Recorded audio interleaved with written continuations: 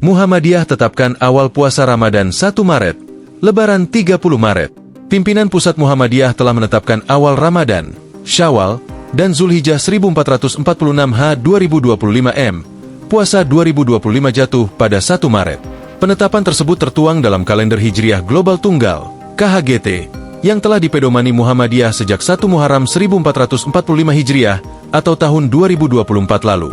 1 Ramadan 1446 H, Sabtu, 1 Maret 2025. Bunyi keterangan dalam kalender Hijriah Global Tunggal Muhammadiyah. Muhammadiyah telah menetapkan ijtima terjadi pada Jumat, 28 Februari 2025 pukul 00:44:44 GMT.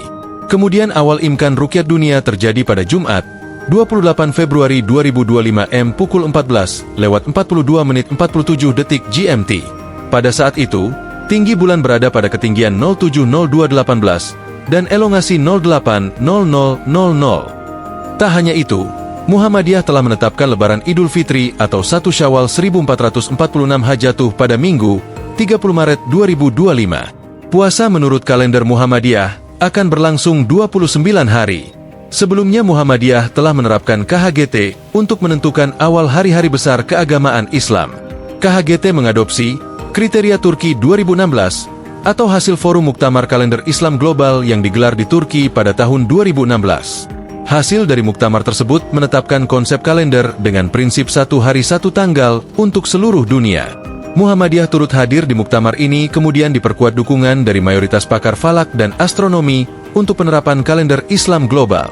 Prinsip utama dari KHGT adalah kesatuan matlak dengan syarat imkan rukyat, yaitu ketinggian hilal minimal 5 derajat dan sudut elongasi minimal 8 derajat di belahan bumi manapun. Anggota Majelis Tarjih dan Tajdid Pimpinan Pusat Muhammadiyah Maskufa menjelaskan pemilihan kriteria Turki 2016 oleh Muhammadiyah karena dipandang ideal untuk mewujudkan kalender Islam yang dapat menyatukan umat.